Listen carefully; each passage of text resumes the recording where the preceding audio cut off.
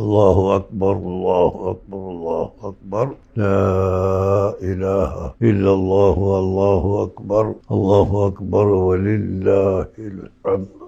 അള്ളാഹുവിൻ്റെ ആജ്ഞയനുസരിച്ച് നാം വലിയ പെരുന്നാൾ ആഘോഷിക്കുകയാണ്.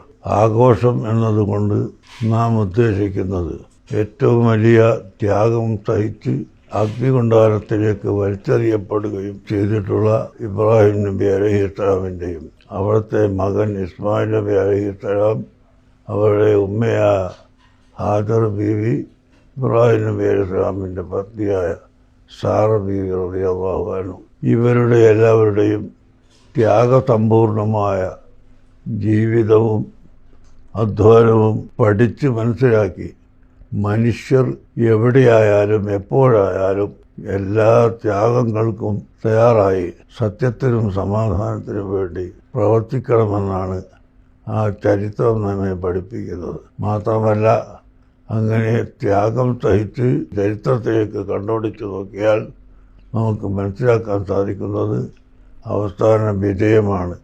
ഇന്ന് ഹജ്ജ് നടക്കുമ്പോൾ സഫാ മർവൻ്റെ ഇടയിൽ നടക്കുന്നതും കല്ലെറിയുന്നതും തവാഫ് ചെയ്യുന്നതും സംസം കുടിക്കുന്നതും എല്ലാം മഹാനായ ഇബ്രാഹിം നബി അലൈഹിസ്സലാമിൻ്റെയും അവിടുത്തെ പത്നിയുടെയും അവിടുത്തെ മകൻ്റെയും ചരിത്രത്തെയാണ് നമുക്ക് പാഠം നൽകുന്നത്.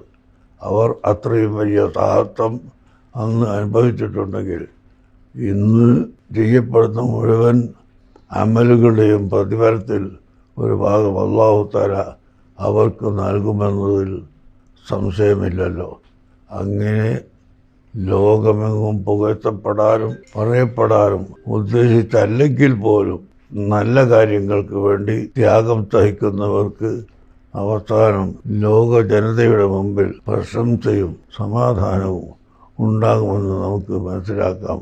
അതുകൊണ്ട് നമ്മുടെ ഈ പെരുന്നാൾ ദിനം എല്ലാ ആളുകളും വളരെ ശ്രദ്ധയോടുകൂടി ചിന്തിക്കണമെന്ന് ഞാൻ ഓർമ്മപ്പെടുത്തുകയാണ്. ഗൾഫ് യാത്രകളിലുള്ള യുദ്ധം വളരെ പ്രയാസപ്പെട്ട സംഭവമാണെന്നതിൽ ആർക്കും സംശയമില്ല. കച്ചവടക്കാർക്കും മുതലാളിമാർക്കും മാത്രമല്ല, തൊഴിലെടുത്ത് ജീവിച്ച പാവപ്പെട്ട ജനങ്ങൾക്കും എല്ലാ രാജ്യത്തുമുള്ള ആളുകൾക്കും ഈ യുദ്ധത്തിൻ്റെ കാരണത്താൽ ജീവിതം വളരെ കഷ്ടപ്പെട്ട അവസ്ഥയിലേക്ക് പോയിക്കൊണ്ടിരിക്കുകയാണ്. അതിനാൽ ഈ സമയത്ത് പ്രത്യേകിച്ചും കഴിവുള്ളവർ കഴിവില്ലാത്തവരെ നോക്കിപ്പിടിച്ച് അവരെ കൈപിടിച്ച് ഉയർത്തണമെന്നും സഹായഹസ്തങ്ങൾ നീക്കണമെന്നും ഞാൻ ഓർമ്മിപ്പിക്കുന്നു.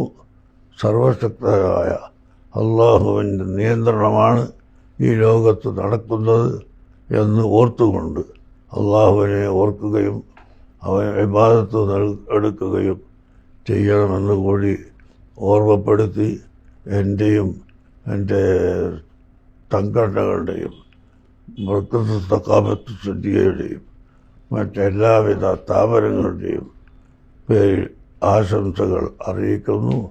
അല്ലാഹു തആല കബൂൽ ചെയ്യുമാറാകട്ടെ. അസ്സലാമു അലൈക്കും വറഹ്മത്തുള്ളാഹി വബറകാതുഹു.